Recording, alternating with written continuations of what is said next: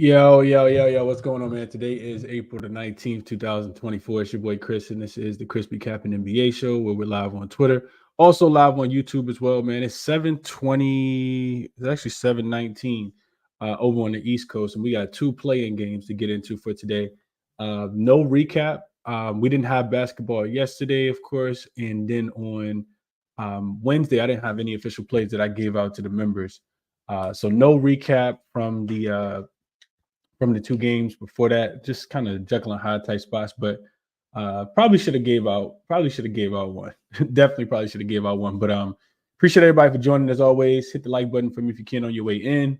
And let's jump into the two games that we have on the board for today. Two game type game 7 type atmospheres tonight.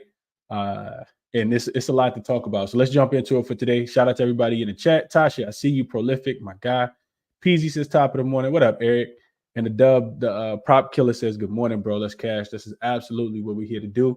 Let's jump into it for today. So first game up, we got the Chicago Bulls and the Miami Heat. Line open with the Miami Heat laying 2.5. You see the line come down to 1.5 now.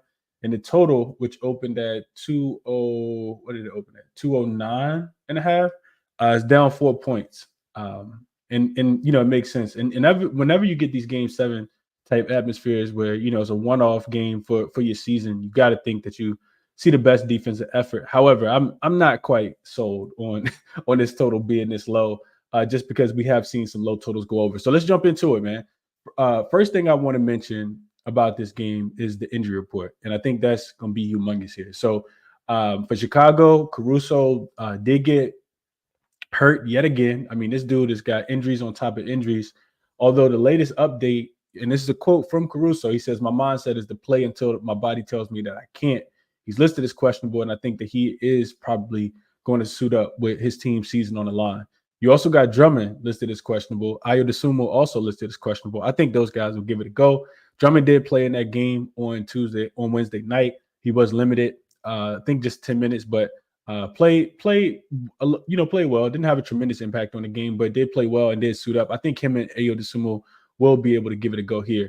So looking at the Bulls, this team did finish 3-1 straight up on the season. They finished 4-0 against the spread. And a lot of it, when I was looking into it, has been their offense that's helped them cover these spreads. And they don't need to cover the spread. They need to win the game, of course, in this spot. And this is a short spread. They've scored 117 points or better in 5 straight games, resulting in an offensive rating of 118.5, which is number 7 over the last 2 weeks of the regular season. Get my little background music going. So you're looking at this team, from an offensive perspective, and they've been able to score the basketball. Meanwhile, their defense, that's just probably something that I've been saying on the show for all season has been a bit overrated in my opinion. It's dropped. The defensive rating is a 119.1, which is 24th over the last 5 games. So you don't like that if you want to take the Miami Heat here. I mean, if you want to take the Chicago Bulls here. However, Miami's offense has really, really struggled, right? And of course, they're going to limp into this game without Jimmy Butler. Duncan Robinson was active for the last game, listed as probable, never came off the bench against the Philadelphia 76ers in a game that they ended up losing by 1. So no Terry Rozier, no Jimmy Butler. Duncan Robinson, I'm not sure if he's going to play in this game or not, but 3-point shooting wise, he could definitely be useful. I looked into the Heat without Jimmy Butler. They finished the season 13-9 straight up, and against the spread. Jimmy didn't play. When Jimmy didn't play, they won by an average of 1 point per contest, but they did lose the last 2. They lost to the 76ers and to the Golden State Warriors without Jimmy Butler in. So taking a deeper dive into it, you look at the Heat with Jimmy Butler on the floor versus off the floor this season, and these numbers are all per cleaning the glass. They have an offensive rating of a 117.7 with Jimmy Butler on the floor. Effective field goal percentage is 55.2. Defensive rating of a 112.2. And they do limit their opponents. They're plus 5.5 with Jimmy Butler on the floor. Now, if you take Jimmy Butler off the floor, that offensive rating that I just told you guys was a 117.7 drops to a 110.7. Effective field goal percentage drops 3 points. Defensive rating gets worse, 113 versus a 112. and their opponents are shooting the ball slightly worse, but their net rating does drop. They're minus 2.7 in net rating without Jimmy Butler on the floor. So you go back and look at the head-to-head series. I won't jump too much into that because I don't think it's really that meaningful. They did split 2-2. Both teams played each other in back-to-back scenarios, and both of all four contests was like back-to-back, and then when they played later in the season was also back-to-back.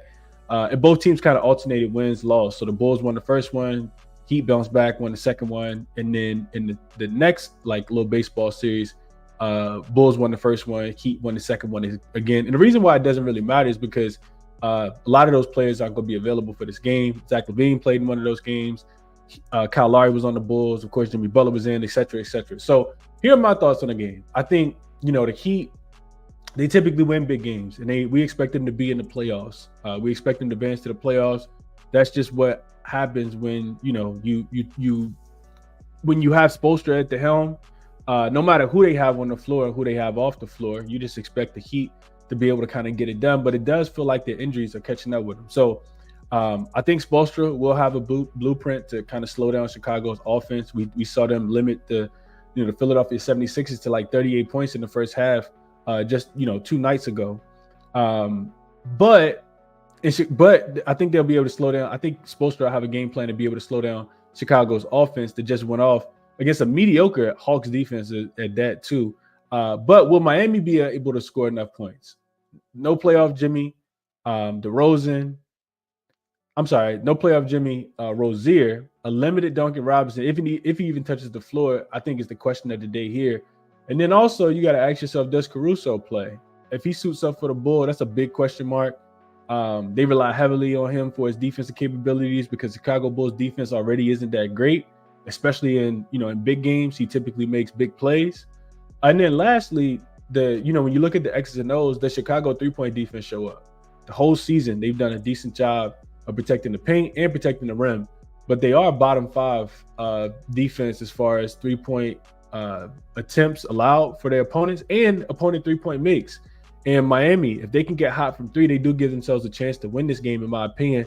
Over the last 2 weeks, they've shot 40% from the corner 3, which is the 8th best over that time frame. So Miami has been making their 3-pointers.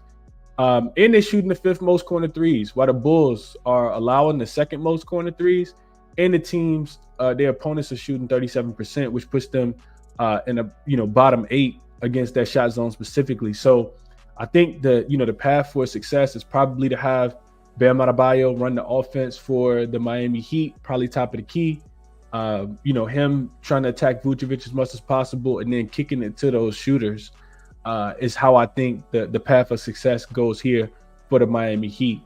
The Bulls, I think that they can play well against that Heat, the Heat zone. And granted, it's going to be like a different zone. Like whatever Spoelstra is running, if it's not working, I think he is going to switch it up, and try to do something that's more effective. But the Bulls offense, I think can score against their defense.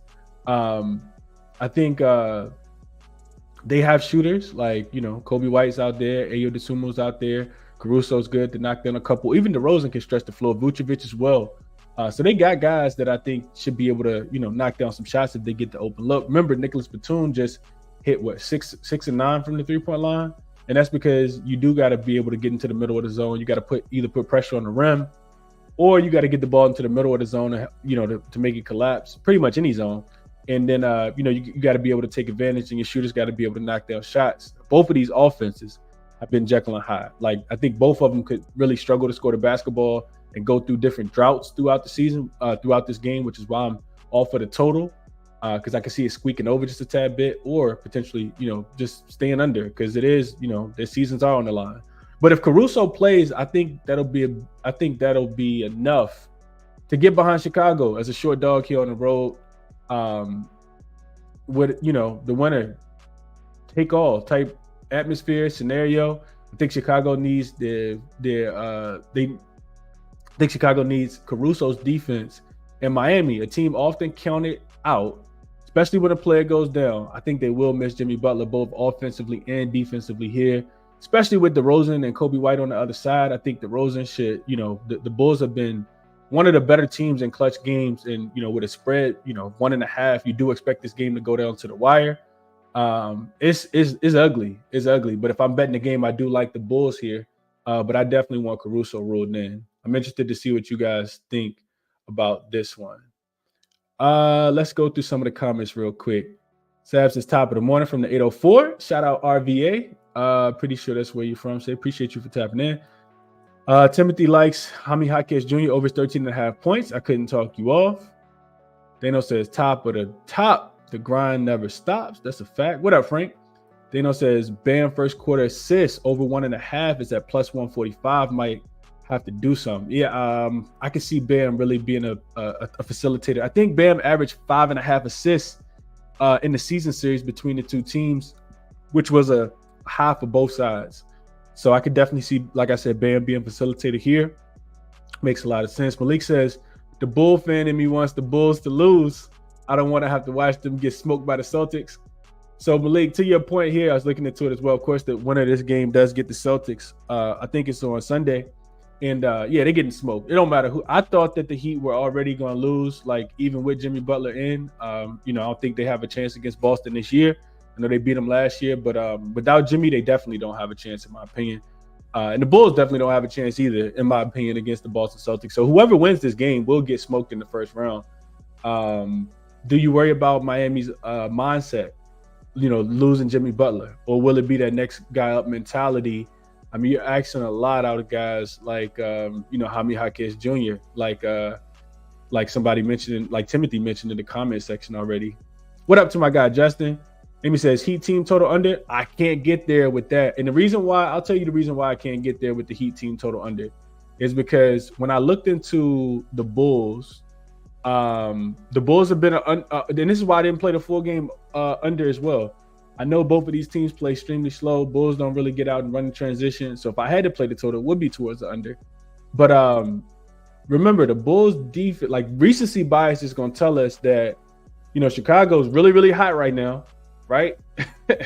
they took the Knicks to overtime. They beat a very sorry Atlanta Hawks team, especially with Trae Young on the floor.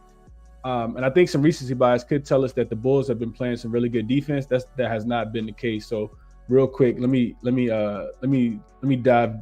Just tell you what I was looking at when I saw this. So since the month of April, it's April 19th today. The Bulls have played 7 games. They're 5-2 to the over. 5-0 to the over in their last 5 games. Every single one of their opponents have gone over their team total. That's not even just a 5. That's 6 of the last 7 games that they played. There's this facade that Chicago Bulls defense has been good. It really hasn't. I started to break down with that. They're 5-0 to the over. They're in their last 5. Their opponents 6-0 to the over on their team total in the last 6 meetings. So I don't like the team total under Jamin here, and this is what I was looking at. Derek says prop worth a look for the Chicago Miami. He likes Bam over his 20.5 points.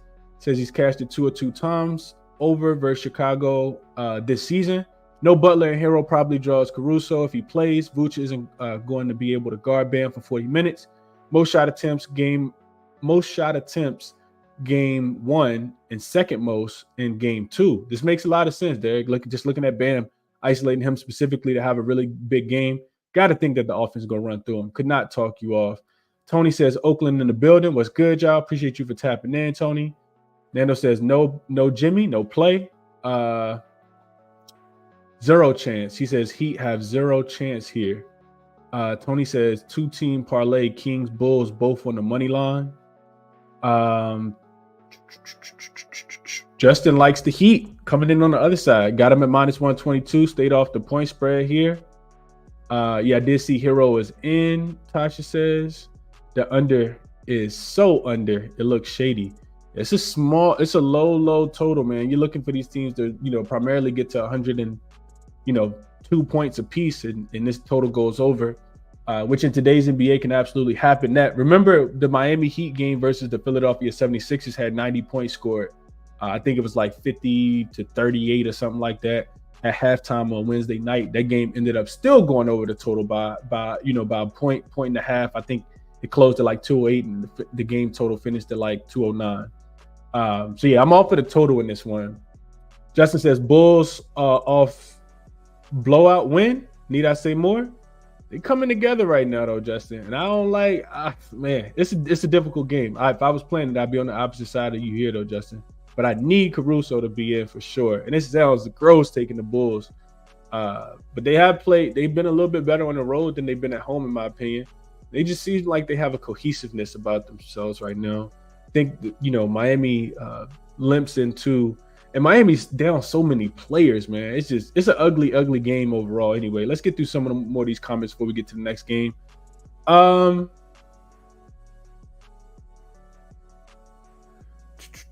What else you guys saying here? Tasha says, I can't bet Chicago. T Money says Caruso is a key factor in this game. I can't bet it without Caruso being in. I cannot bet it without Caruso being in. Bulls are out there having fun on the young guys and trying to make it count if they can get in. I agree. Frankie has a question. Says, Chris, could you tell us the total for the last couple times these teams met up? Yeah, I want to say that they've been overs. Like I said, you got to take it with a grain of salt just because the rosters have changed a lot. So on the season, they've met 4 times. The total is 3-1 to the over. Last 3 meetings have all gone over. Total for first matchup this season was 212. That was the only one that went under, followed by 210 over, 213 over, 219.5 over. These games went over by 14.5 in the last game. They finished 116 to 118. The Heat did win that game. They finished 27 points over on December the 14th, the second most recent game. That game was 124 to 116. And then the two earlier matchups were over by 8. And then that game finished 118 to 100. The Bulls lost that game. And then the first game of the season, the Bulls actually held the Heat to 97 points and won 102 to 97. That was the only one that went under. So, scenario kind of trumps all of this. But with this total being so low, it's really, really difficult for me to want to get there in this one. I could definitely see it in a slugfest. If the Bulls going to play defense, the 3-point shot is something that's going to be, I think heavily relied upon here for the Miami Heat offense. Especially without Jimmy Butler being out there. It has to be a lot of, kick and drive to 3-point shooters. And are they going to be able to knock down those shots? We see Tyler Hero shoot, 9 for 27 in that game on Wednesday? Him alone making a couple more shots could have got the total up and over. Malik says, I got to really do my homework on this game to find a look. I'll send you anything I find that stands out. Maybe a live play. A live play, I think, is the way you probably want to play this one, Malik. Let's see. What else? Sabe says, leaning Kobe White assists and Bam rebounds. John says what I said. This is an ugly game. Tasha likes Bam rebounds. She says Hero over 3.5 3-pointers. What up, Jamie? He says, good morning, fam. I agree with Kobe White assists. Supposed to not letting them get 40 again, so the Dom should be there if they double. And I would agree. I mean, no way he's going off of 40 in this game. This is not Trae Young out there playing defense. T Money likes drumming over his rebounds. David says, hardest working man in the sports betting. Trust yourself. Treat yourself to something nice this weekend, brother. Thank you for getting us through the regular season. Appreciate this, David, for sure. Tez says, how many Hotcats over? Just taking the points, rebounds, and assists isn't a bad look. Over to 21.5, and I would agree. I would think that they rely heavily upon Jaime Jaquez Jr. The one thing I thought about with Jaime Jaquez Jr. is I do think that him and Caleb White will draw DeRozan tonight. And if that happens, you could put Caleb White in. You could put Jaime Jaquez Jr. Maybe he picks up a couple of those rookie fouls that DeRozan kind of debates him in. I could definitely see that happening as well. Keith says Highsmith is going to be wide open in the corner. Love the over 1.5 threes at plus money here for him. And I can see them really sagging off of him. Just is Highsmith going to be able to make those shots? It's not a bad look at all, Keith. Derek says Bulls don't get stops, and now they're going to Miami and win it. Give me Miami minus 125 on the money line. So what you're saying here, Derek, is that you expect Miami to be able to generate enough offense based on the Bulls' bad defense. Okay. Yeah. Don't let me talk you off of it. I'll be leaning the other way, though. I would argue that Miami was able to get Chicago was able to get a few stops in that you know, in the Knicks game until they end up getting pushed to overtime. And without Jimmy Butler in there, I think Miami offense could really struggle today. Even though, like you said, the Bulls defense is not great. Not great at all. I just gave you guys the numbers. For instance, if they stop Kobe, then DeRozan gets his 42. You can't stop them both. And this is the other big point, man. Like, DeRozan is the most experienced player on the floor, in my opinion. The guy that has to be stopped on both sides of the floor. It's kind of like DeRozan versus Bam here. PZ says Miami versus 76ers. Game went over by last shot. I'm leaning Heat money line in the under. Yeah, what was it? Tyler Hero hit that three in the corner, right? To make it 105 to 104. And that did push the game up and over the total. Tigre says, Chris, I forgot who said, I think it was you on Cal's show. Who said what? That DeRozan in and Caruso out could help towards the over? Yeah, I'm pretty sure I said that. I don't remember exactly, but yeah, I definitely said that. And I will. I'm probably gonna be on with Cal today on this show at 4 p.m. as well, just for people who are looking for more sports betting content. Frank says I'm on the Bulls heavy. I think a lot of people might be. Yeah, I look at the line, man. I'm like, man, like a dog getting 1.5 points on the road. Like, it feels so easy to take Miami in this spot, and I think that could be the setup here. So yeah, no Jimmy. I'm not rushing to back Miami. I just want Tyler. I just want, you know, I want Caleb. I want Caruso in, and I think I do want to jump on the Bulls here. It won't be a big play. Like, it's not like the biggest, best play in the world, but I think the Bulls could win this game and then get swept in the first round. Will says, what up though, Chris? First quarter points under 49.5. I think the Bulls regress after coming out super hot and adapting to that zone, and the Heat adjust the offense without Jimmy Butler playing. I had a thought process about this as well this morning. Well, I didn't look into the numbers, which is why I didn't share. But this to me makes a ton of sense, man. If this first quarter came out and it was 13-20, like, that wouldn't surprise me at all. Two slow-paced offenses, Jimmy Butler not being there, regression for Chicago, like you said, in the first quarter. Chicago having to adjust to the zone. Miami adjusting without Jimmy Butler. This to me makes a ton of sense here, man. First quarter under 49.5. I know it's an extremely low number, but if I had to play the first quarter, I would be looking towards the under. It may even be a smaller play for me that I end up adding. I agree though. He says, and they play slower during games of this magnitude, and I agree. I definitely agree. Derek says, love the public dog here. LJ, what's going on, my brother? It says top of the morning, Chris, cash it Fridays. That's what we like here. I don't know how public it's going to be, though, Derek. I think, you know, you think about, even for the casual bettor, you know, you look at this game and you say, oh, Bulls suck. Like, Miami won't even supposed to be in the play yet. And perhaps not knowing that Jimmy Butler isn't even going to play, sharp money come in and push this down from 2.5 down to 1.5. But I see your point, though. I can see your point on the opposite side.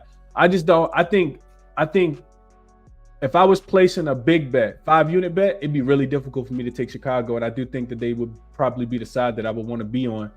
I feel like Miami should be landing a couple more points in this spot if they're going to be the team that's going to win the game. So some pushback there for me. Dano says, people forget the coaching edge in this game. These are the games where Eric Spoelstra shows why he's a great coach. And I would agree there, but even, with as great as coaching you can be, you got to have the talent out there. And I just see some of the minutes that some of these Heat players are playing that probably wouldn't be in the rotation if Rozier was in, if Duncan Robinson was helpful, was at full strength, and who am I missing? If Terry Rozier was there as well. Nando, we're going to get to the next game. Nando says he's staying home. This Bulls winning. Staying home. This Bulls winning easily without Jimmy. I don't know about easy. I don't know if I say easy. Derek says everybody is on Chicago because of Butler. I wouldn't say everybody, Derek. Like, when you talk about, somebody just mentioned the coaching piece. Who was that? Dano says, you think about coaching, you automatically think about Spoelstra, especially a one-off game at home. It's not easy to feel like you just want to, for me anyway, it's not easy to be like, yeah, I'm going to bet Chicago because Jimmy Butler's not playing. Like, my thought process goes, of course you know this, but my thought process goes a lot deeper than that. And we'll get to the next game with that comment. So I did play the next game too. Let's jump into that one. So we got the Sacramento Kings. They will be in New Orleans getting a point and a half here. Laying a point and a half here on the road Total sitting at 210.5. This total's dropped, I want to say 8 points. It opened at 218, and it's all the way down now to opened at 218.5, all the way down to down to 210. So 8 points has come off this total. I could definitely see this being an under type game. Didn't bet the total though. Did not bet the total. I did bet the side. So let's jump into it. We have so initially this line actually opened with the Pelicans laying 1.5, and the total was at 218.5. And then of course it flipped. The Kings ended up laying 2. And then you see some money come back in on the Pelicans here. The total went down to 215. This was all like within the first few hours of the line opening up on Wednesday or Thursday, whenever this line came out. Big thing here is health, man. Zion, of course, is out for the New Orleans Pelicans, and in my opinion, they're a jump shot shooting team without him. So a couple things I looked at in this game. The Pelicans have dominated the matchup.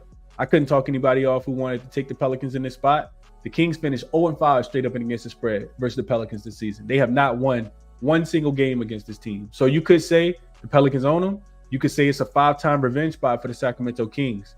Zion did play in 4 of those games where they went 4-0 against the Sacramento Kings this season. They won each one of them by margin as well. In the one game that Zion did play, the one game that Zion did not play, the Kings still got smoked. They lost 133-100 in New Orleans. And of course, this game is going to be played in New Orleans. That was a game that Fox only shot 1 for 10 from the field, finished with 3 points. I don't see that happening again. Keegan Murray also only had 8 points. He was a minus 31 and only shot 2 for 9 from the field. He was 1 for 6 from 3. Monk also only contributed 6 points in that game. He shot 2 for 9 from the field. And that's significant, of course, because he won't be in for this game, of course. So I jumped on, and I gave this out already. I jumped on the Kings, already kind of looked into the game, and I faded the Kings at home against the Golden State Warriors the other day, and of course it bit me in the butt. It's a 2-unit play. Only play that I've made in the play-in tournament so far, like official play that I've made in the play-in tournament so far. Got to get the Kings a little bit of credit, man. I think if they can do that against Golden State, I think they could definitely do it against New Orleans. So a couple things here. The problem that I have with the Pelicans is that they're not defending well recently. On the season, they actually finished, you look at the totality of the season, the Pelicans actually finished the number 8th overall defense as far as points scored per 100 possessions, like points allowed per 100 possessions. But over the last 2 weeks, they're actually down to 19th, and they're allowing 116 and a half points per 100 possessions. Whereas you look at the Kings, they've been a top 10 defense, 8th specifically in points allowed per 100 possessions. Based on that game against Golden State, granted it was at home, they held that offense to less than 100 points. Holding the Golden State Warriors to less than 100 points, I think that should mean something. To me, it kind of feels like, they bought into what Coach Mike Brown's defensive philosophy has been. He's trying to get this team to play defense for the last 2 or 3 years. I think it's 2 years since he's taken over. And even against the 3-point shot, which is what they have struggled to defend, and the shot that the Pelicans love to shoot, they held Golden State to 34%. We remember Clank Thompson, shot 0 for 10 from the field, 0 for 6 from the 3-point line. Steph didn't shoot the ball well. Like a lot of their players really, really struggle from the outside. And the Pelicans, like I said, I feel like they're a jump shot shooting team without Zion being there. I think the defense travels here. Remember, Sacramento finished 12-6 straight up on the road as favorites this season. The Pels continue to struggle at home, whether Zion's in or out. After the All-Star break, this team went 5-10 straight up and against the spread at home. And after the All-Star break, at home specifically, and after the All-Star break, the last 6, 0-6 straight up. They've lost 6 straight games at home. So for whatever reason, they just haven't been able to put it together at home. A lot of losses, back to back as well. Of course, they lost to the Lakers in their last game, which puts them in this situation with their season on the line. They lost the game at the end of the regular season. And then before they went on that, road trip where they were able to get a couple wins in Sacramento, where they were able to get a win in Phoenix, they had lost to Orlando. Remember, that was a game that they lost. I think the last time they won at home was against the Milwaukee Bucks.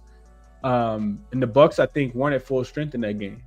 So a couple of the reasons why I kind of like the Kings in this game. Speaking of defense, though, let's keep it on the defensive end. The Pels 3-point defense, top 2 over the season, like in the league overall. They held opponents to just 35.5% from the three-point line. And they've allowed opponents to shoot the second most above the break threes and the third most threes overall over the last 2 weeks. Teams are shooting them, though, not at 35.5% anymore, but at 38%, which puts the Pelicans, number 2 rated three-point defense on the season, puts them bottom 3 over the last 2 weeks from the three-point line. That's significant because if you look at Sacramento, that's where they've been shooting a ton of their shots from.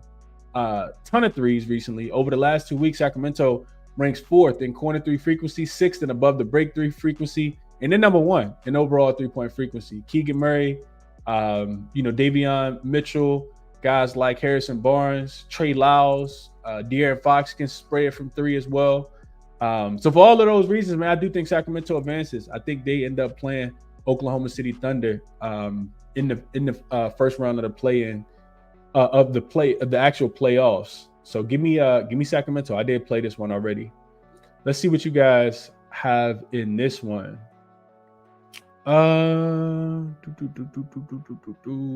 T Money, opposite side, says Pels on the money line.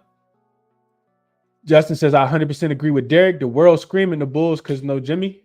I don't know if I agree with that, man. But maybe the rest of the content you guys are listening to kind of feels that way. It's difficult for me to get there with the Bulls. I don't really trust either team, honestly. And I didn't bet it for full transparency either, but I haven't really watched any content. Like, I don't know, what the world is on, or I don't look into the money and all that stuff either. Justin also likes the Pelicans in this spot, says plus 100 on his card. So we on opposite sides today, Justin. He says, who's getting plus 1.5? The Pels are getting 1.5. 1.5 point home dogs here, which is why you see the plus 1.5 on the screen. Murray about to have the game of his career. I could see Murray really stepping up, man. He could be in contention for most improved player. Of course, Maxi's gonna win the award, but I could see him, like if you go through and look at his numbers last year, we were fading Keegan Murray in the playoffs last year. Against Golden State, saying he didn't have enough experience. He come out there and dropped 32 on them at home and really just took over from the beginning of the game. I think he had 13 points in the first quarter and hit 3 or 4 threes already. Peasy says, I'm leaning Pelicans without Zion because the books not feeling strongly about the Kings laying a short number. Okay. Malik says, I feel the Kings just wanted to beat the Warriors. I can't take the Pels without Zion, but the Kings were really motivated to beat Golden State. I think they've kind of bought into the whole system. It sounds like you guys so far, the comments I've read, sounds like people think the Pelicans can win. I don't trust them defensively right now. I think they really struggled. The offense also just kind of taking a big step back, and I don't think it's gonna get any better without Zion being out there. Tony says, what time do they have to have who's playing or not tonight? So what time do they have to have it in? I think it's what. I honestly don't quote me on that, Tony. You get official, injury report around probably like the 1 o'clock hour Eastern Standard Time, 1:30, something like that. And then I do think you have like an hour before, 45 minutes before to give out official injury news. But if players are, going through shoot around and all that stuff, then it could be right before the game, which makes it really, really difficult. LJ says he took the under in this game, under 218 when it first came out. King 7-3 to the under in the last 10 on the road. Plus Fox over his 1.5 steals. Likes him at 2+. He says he has 2+ in 18 of the last 23 games versus Western Conference opponents. Pelicans allowed an average of 2 steals from the point guard position in 8 of their last 9 games. Maybe stay off the side and just look at Fox to go over his steals. I saw him pick. He picked Andrew Wiggins. Boy, it was a textbook steal. Like it was almost like his hand had a magnet on it, and the ball had the magnet on it as well. And it's just bloop. Let me get that. So you do expect the defense to play a little bit better in this spot. Teams to be locked in for sure. Quiet Money Will says, what up, Chris? Loving the Pels, but without Zion, I can't see it. For me, it's the Kings money line and Keegan Murray to have a big game over his points prop. You can see that. Derek says prop worth a look for Sacramento and New Orleans. He likes Fox over his 27.5. He says he's 2 for 3 to the over versus New Orleans this year. 2 of the 3 under 30 minutes played. And what is that? 2 over with 40 minutes played. played 39 minutes against Golden State. I do think he plays big minutes here. Jiggaman for real says Pels can't win at home. Kings crush in this spot. Derek says Murray less effective on the road and Sacramento needs someone to score. That's a fact. John says I like Sabonis in this spot. Ted says, Chris, I'm trying to bless you with a play, Chris. Have a look at Valanciunas double-double or 10 points and 10 rebounds parlay. This had cashed in 12 of his last 25 games against the Kings. He likes the Sabonis matchup. I'll take a deeper look into that. I know he's been getting played off the floor and his minutes have been very, very limited, but I could see him really needing to be out there in this matchup against Sabonis because I think Larry Nash Jr. is a tad bit too small, and not even a tad bit too small, but just I don't think he has the strength to really slow down Sabonis. Douglas with another first half halftime full-time cash. He says both sides cashed in that last one against the Sixers and the Heat. Bulls playing a tougher defense and better coaching. Spoelstra running back to halftime full-time. I know that's something that he talks about a lot in the chat. Appreciate you for dropping that in there, Douglas. Taz also says, also no Zion, so Valanciunas should get more rebounds unless Herb is in with them. And I can see that as well. What up, Lightbearer? Appreciate you for tapping in. And Taz says he's over in 17 of his last 25. So don't feel like we got too many opinions about the game from a side perspective. With the total dropping 8 points, I definitely wouldn't encourage anybody to jump in now. Just because you're losing so much value. 8 points is a lot. That's 4 possessions almost, depending on if we're counting 2s and 3s. So this would be a game, like I said, I like the Kings, man. It's not the biggest play that I've made, but I do think that they get the job done. Eventually, you got to be able to beat the team that beat you, and it's really, really difficult to beat a team 6 times in one season. They've already lost 5. They had an extra game in there because of the in-season tournament, and they got smoked in that one too before the Pelicans fell short to the Lakers. So give me the Kings in this spot, man. Like I said, I played the Kings, took them on the money line, got them at -118, I think is what I sent it out. And I want to say the best line that was available when I looked right before the show, you can get something still like that because some money come back in on the Pelicans in this spot. You actually can get Sacramento -118 still on FanDuel is what I'm looking at. Bet Rivers got a -118 as well. Unibet got a -118, even though I know they about to. This might be the last weekend for Unibet before they shut it down, at least here in Virginia. So, old lady says, tailing you, Chris, on the Kings. Let's cash it. Douglas says he likes the Kings -1.5 as well. Nando says, seems like a revenge spot, Chris. I mean, if revenge ever had a spot, it would be after losing 5 times in a row, right? Like eventually, you got to tell yourself, man, we can't keep losing to this team over and over again. And I'm not saying that the Pelicans are going to look at this game like, man, we can't win a game. Like they are going to come out and fight hard. Trey Murphy's going to play well. I think CJ McCollum could play well in this spot.